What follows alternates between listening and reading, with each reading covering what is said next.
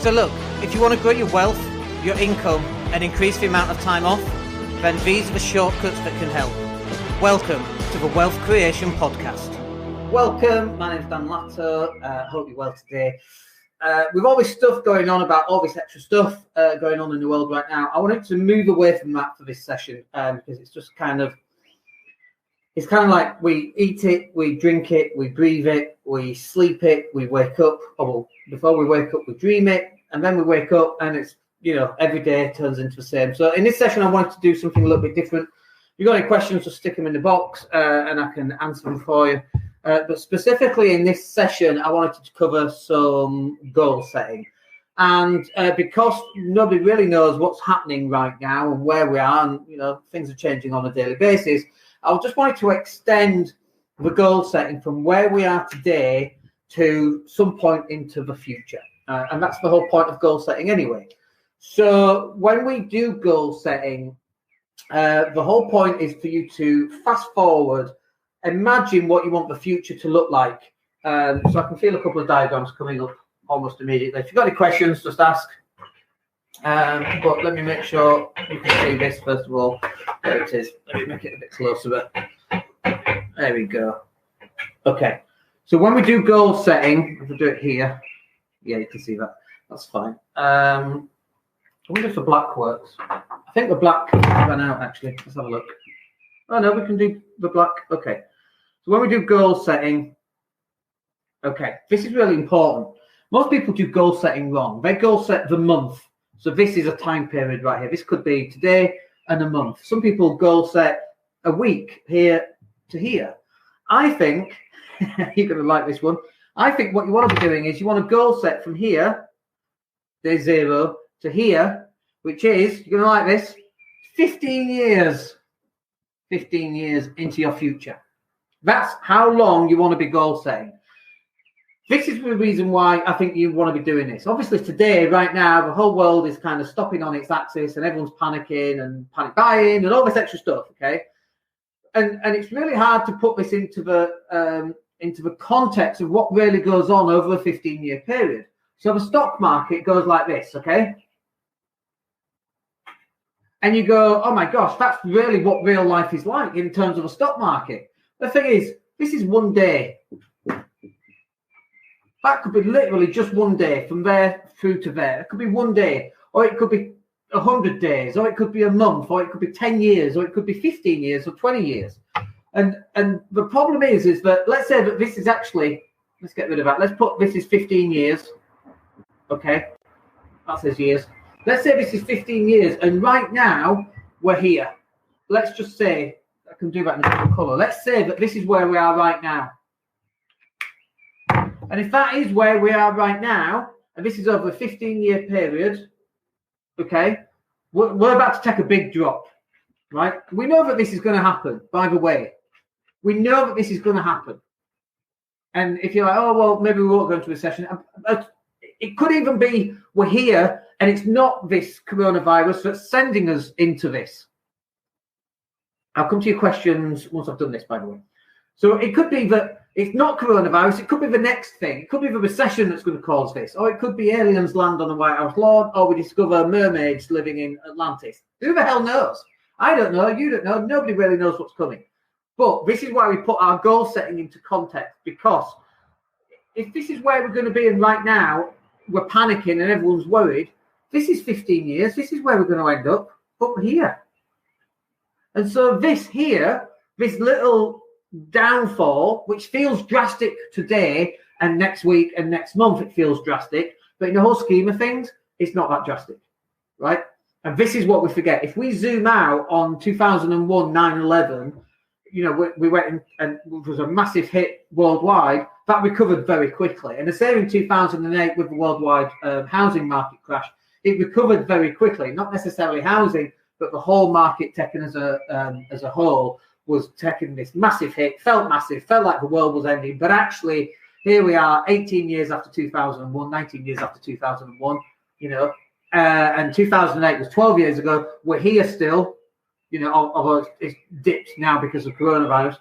But I need you to understand that when we do things, it's not the It's not the tiny day-to-day things that affects our lives, okay? It's the big stuff that affects it over the next 15 to 25 years. That's the bit where I need to get you. So if we are here with coronavirus and you're looking at investing in the stock market and you actually buy somewhere around here, all right, this might be a 3-year period from here to here.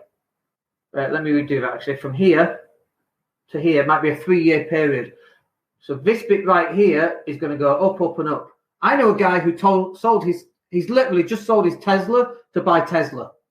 He sold his Tesla car to buy Tesla stock because Tesla stock has gone like this, and now it's gone like that. And this is where we are with Tesla stock because of what's happening in the marketplace right now. He knows in 15 years it's going like that. And so this is why I need you to get an idea in terms of your, let me just clean this, an idea in terms of your goal setting so that you can get a really clear idea as to where you are and get it in context of where you're going to be in 15 years and what's going to happen.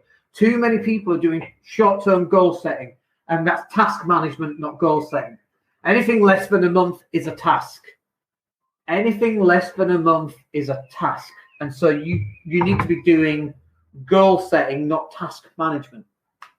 So how do we want to do that? So the way in which we want to do it, we want to do it in reverse order, okay? So we go 15 years. And then we want to do 10 years. And then we want to do 5 years, 3 years, 18 months, 12 months, 6 months, 3 and 1. Anything less than a month is a task. I'll say that again because this bit's really important. It's a bit that people don't get. Anything less than a month and goal setting isn't a goal, it's a task. And you put it into your task management system to get done. So this is the idea. So work with me on this. So let's say that in 15 years, where do you want to be? Stick it in the box down below. If nobody responds, I'll put it in myself. So let's say 10 grand. In terms of cash flow, monthly income, what would you like? 10 grand, would that be nice? 10 grand every single month? Let's go with 10 grand for now. And we'll see how this pans out, because this is really important. Okay, so let's go. Yeah, damn, you know what? In 15 years' time, I'd love to be earning 10 grand a month, clear and free, 120 grand a month. I know that that's my income. That'd be amazing. That's exactly what I want. Great. £10,000 per month. So if you're doing 10 grand in 15 years, how much in 10 years? And people normally go, well, do you know what? I think it'd be really nice, maybe 6 or 7. Okay, should we go 7? Yeah, let's go 7. £7,000 a month. That'd be nice, wouldn't it? In 10 years' time. Okay, in 5 years' time, what do you think in 5 years' time? Well, in 5 years' time, well, I don't know, maybe 5 grand a month. Okay, 5 grand a month. Brilliant, yeah. And 3 years' time, what, 3 grand a month? Okay, great.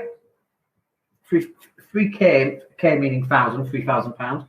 What about in 18 months? Well, maybe 1,800 quid. Yeah, I can see why 1,800 quid per month. Yeah, kind of makes sense. Okay.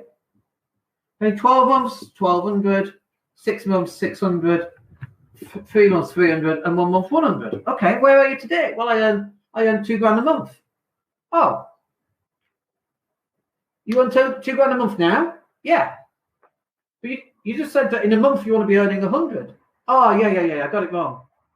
Okay, but let's look at these numbers. In 15 years, you want to be doing 10 grand a month, and in 10 years, you want to be on 7 grand a month. So it took you an extra 5 years to earn, put a different colour. It took you an extra 5 years to earn just an extra £3,000 from 7 to the 10. Is that right? Yeah.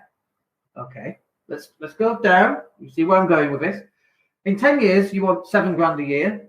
But in 5 years, you said you'd be doing 5 grand a year. So it's taken you 5 years here to earn an extra 2 grand and another 5 years to earn an extra 3 grand. How does that work?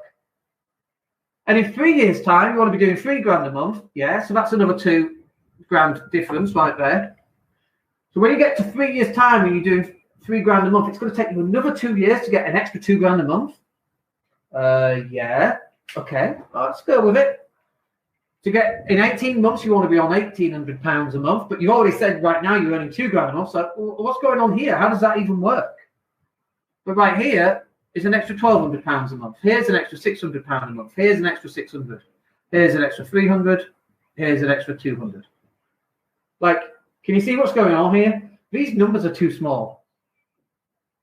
If you can go from 0 to £5,000, let's assume that you're earning nothing right now. If you can go from 0, where are we, up here, to £5,000, and it takes 5 years to do that, why is it taking another 5 years to get an extra £2,000? Surely, if anything, to get from 0 to £5,000 would be £5,000, fine. To get from in 5 years, to get from 5 years to 10 years, well, you're going to do another £5,000. Surely you'd be doing an extra £10,000, or £10,000 in total. And what it takes, you said it would take an extra 5 years to get from £7,000 to £10,000, even though you went from 0 to £5,000, wherever it is, here, in 5 years. It doesn't make sense. Surely you'd be on like £25,000. And the problem here, and this is why we do it in reverse, the problem is people see £20,000 a month and it's too big a number and they can't quite believe it. But actually, if we're going from 0 to 5 years and we're doing £5,000, it's totally doable. It's completely and utterly doable. That is why we do goal setting in reverse. So the other aspect here, I'm trying to find new and interesting ways of cleaning my whiteboard. I think spraying the cloth is probably it. So the other thing is that because it seems too big, these numbers, they then feel unrealistic. It's actually one of the problems with what we've got going on in the world right now. People not self-isolating because it kind of feels like a film, like it's a dream, like it's not real. And because it feels unreal, people don't take it seriously. And if I was to look at my income 20 years ago, 15 years ago, it went like that. And yours can too. So let's talk about ecology of goals next. So it's got to be ecological. So number one, in terms of goal setting, it's got to be good. It's got to be good for you. Okay, so good for me, good for you, good for the community, good for the planet. Let's talk about good for the planet for a few moments because I think this is really important. When we're goal setting, your goals have to be good from an ecological point of view. Ecological means good for me, good for you, good for the community, good for the planet. I just saw a letter this morning from Britannia Hotels to the staff saying, your services are no longer necessary. Please vacate the premises. And the staff at the hotels live at the hotels. Their room is at the hotels. This morning, they found out they will no longer get employed and they no longer have a house to live in, a place to live in. And so now they're going to be homeless. Like this afternoon, they're homeless, okay? By the way, I think that company is owned by the guy that owns Wetherspoons, Tim Martin. Tim, nice but dim. Tim, not very nice. But I think he owns that organisation. Correct me if I'm wrong. Allegedly owns that organisation for legal purposes. I might be wrong. You can put it in a box if I am. Anyway, is it good for the community? No. Going to pubs and drinking right now with coronavirus, is that good for the community? No. Building a shelter for the homeless, is that good for the community? Yes. Venice shutting down and all the wildlife coming back in.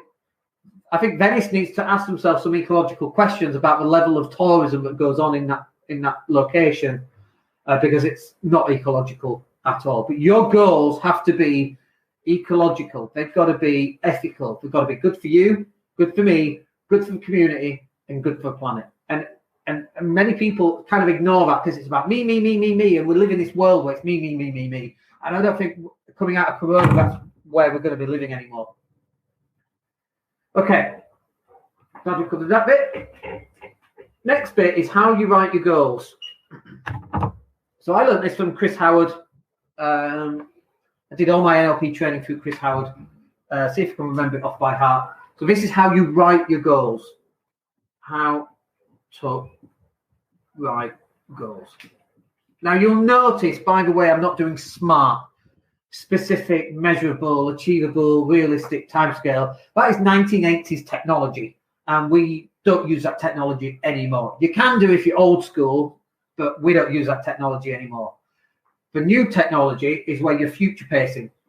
So I think I'm going to use green because the black's running out. So it is now, insert date, and I have, insert goal. So let's give you an example. So and we're future pacing. This date is some point in the future. So it is now the 1st of January 2025, and I have, whatever the goal is. So it is now 1st of January 2025, and I am making £5,000 a month. And I know this because insert evidence. Okay. It is now the 1st of January 2025, and I have just picked up my brand new Ferrari, and I know this because I'm sat in the driving seat.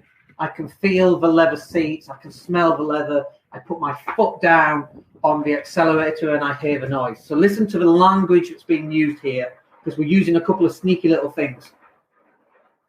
We're using audio cues. So one of the audio cues, how do we know? Well, I put my foot down and I can hear, I spelled cues wrong. Should be a curly cut. Cues. That doesn't even look right either. Anyway, I've put my foot down and I can hear the Ferrari, the sound. We're using kinesthetic cues. I'm touching the leather seat. My hands are wrapped around the steering wheel and I'm grasping to the steering wheel. Smell, which is gustatory. So listen to what I said. I'm sat in my Ferrari. Sat is a kinesthetic. And my hands are on the steering wheel and I'm touching the leather next to me and I can smell the leather. Okay, that's gustatory. So we've got audio, kinesthetic. We've got to look is another one, or to see. So I'm sat in my Ferrari, and there's two ways of doing this. One is where you're looking and you're seeing through your own eyes. So you're sat in your Ferrari and you're looking through your own eyes. And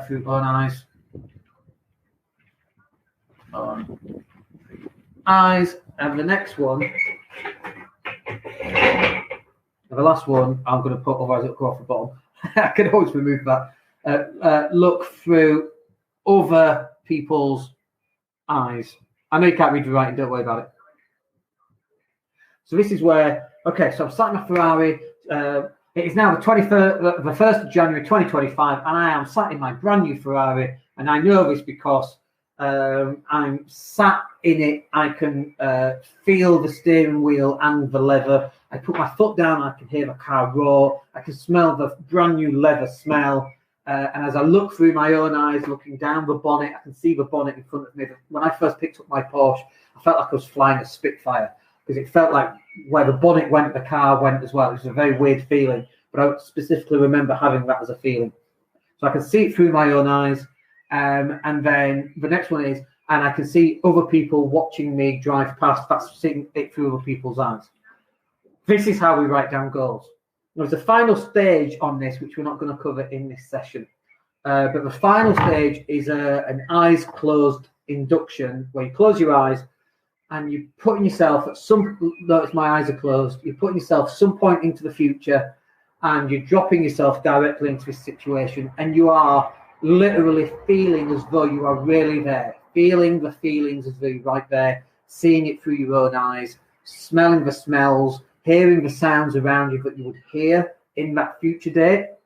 And what this does is it lightens up your neurology. So you're actually making a physical connection with your body to that point in time, even though it's not happened yet.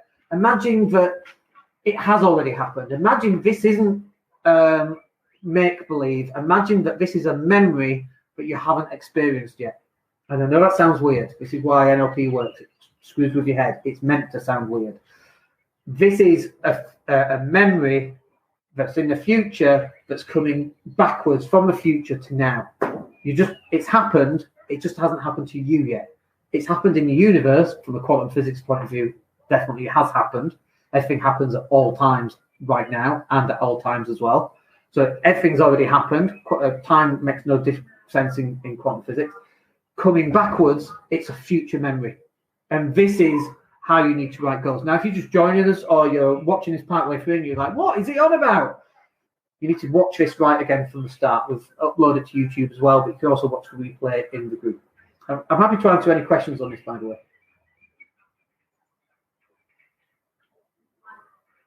This is how we do goal setting in the 21st century. Definitely how we should be doing goal settings in the 21st century, because the old SMART goals, were and still are relevant. If you haven't got access to any other goal setting, then the SMART goals, SMART, specific, measurable, achievable, realistic, timescale, specific. I said specific. That had its place in the 80s and 90s, but we don't live in the 80s and 90s anymore. In 2020, this is the new way of actually doing it, and this is really how you should be doing goal setting. So if you've missed the session that we've just done, you can just go and rewatch it right from the start. But I hope that's useful for you. Let me just see. We did have a question, but it's about sourcing packages. I've got it. Okay. Yeah, that's fine. I'll cover that in a different session. But I hope that's useful from a goal setting point of view. And I would start writing your goals. You're going to be at home for a little bit, so now's the time to start planning out your entire future. Start from the 15 years, work backwards. The only other thing I would say, by the way, is you want to have different headings. So you want cash flow, because that's monthly cash flow. You want physical. How do you want your physical health to be? You want spiritual, if you're into spirituality or religion. You want relationships, and there's a couple of types of relationships. You want personal, as in interpersonal, you and your partner, kids, friends, and family. You might want to have relationships with the way that you treat people, or treat people that are less fortunate than you. So we've got cash flow, physical, spiritual, relationships. Mental health is a good one to have, obviously. I'm sure I've missed a couple out here, but you can add those as well. Hopefully that's useful for you. We'll catch up with you in the next video. My name's Dan Latto. Have a good day. Take care. Hey, it's Dan here. Thank you for listening. Really appreciate each and every one of you. Please click like or subscribe to the entire podcast.